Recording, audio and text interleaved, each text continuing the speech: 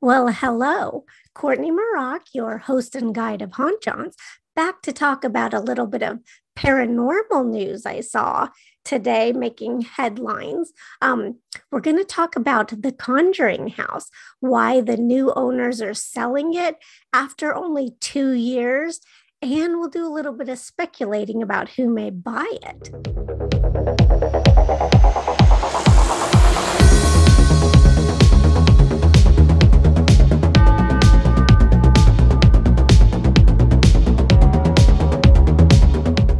Okay, so Cory and Jennifer Heinzen bought the Conjuring House back in 2019. I believe it was July 2019, sometime, maybe June. It might have been June. Anyways, not important. It's only been just a little over 2 years later, and they're already selling it.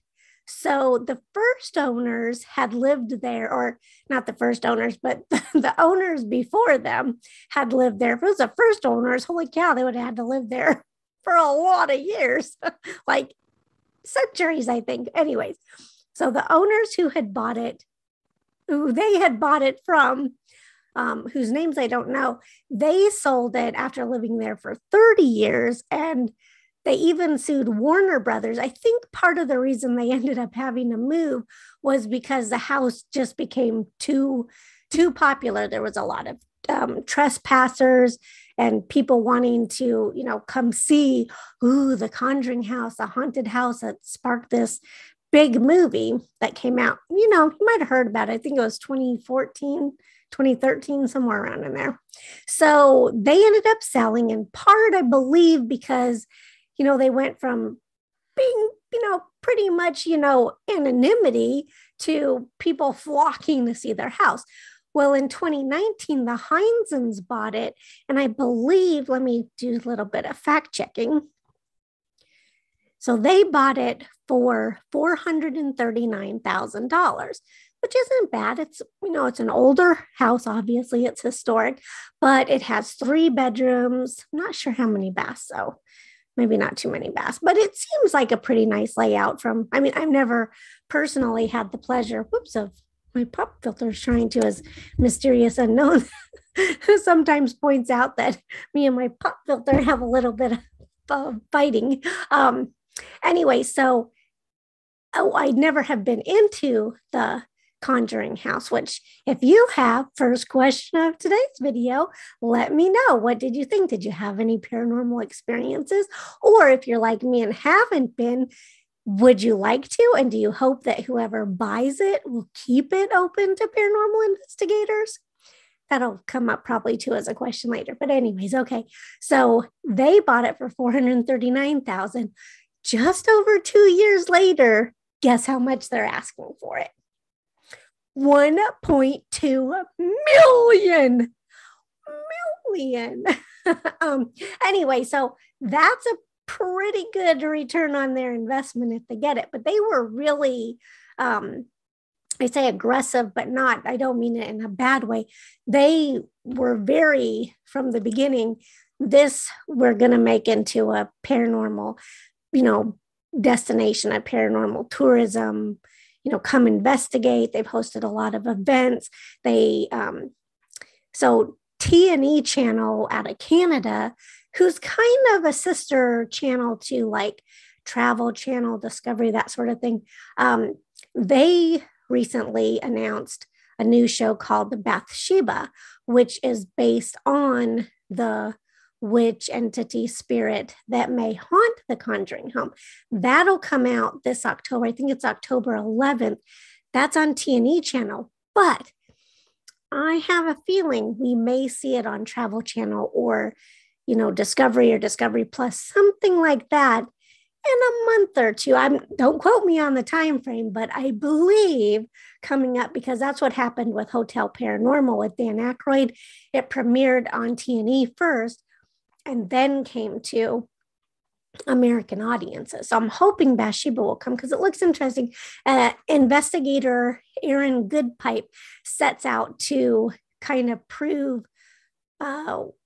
debunk, prove.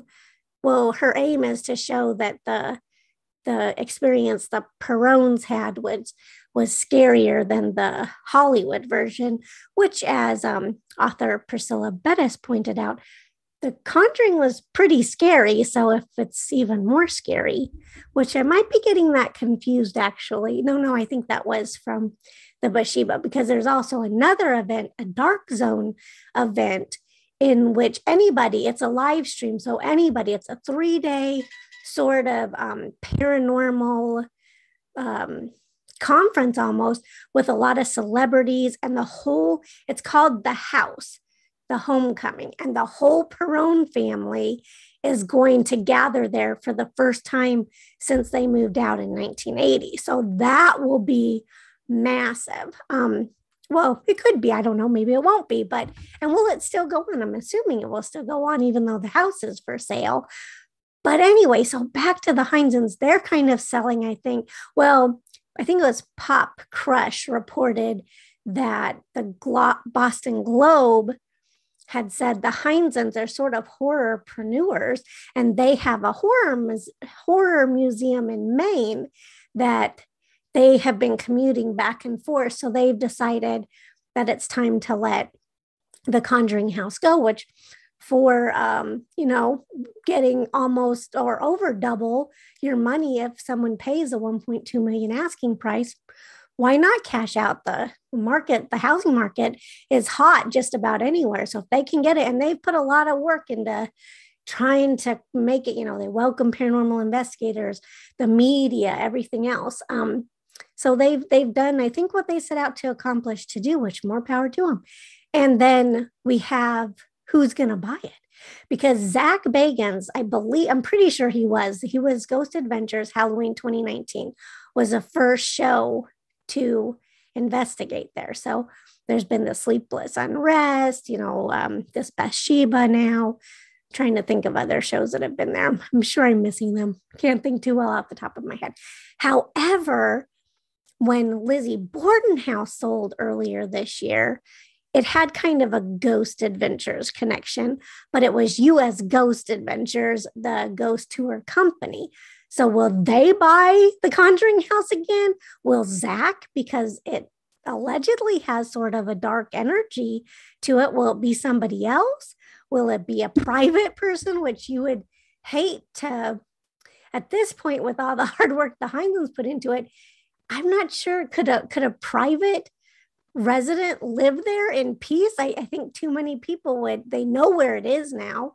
They would come all the time still. So how do you keep them out?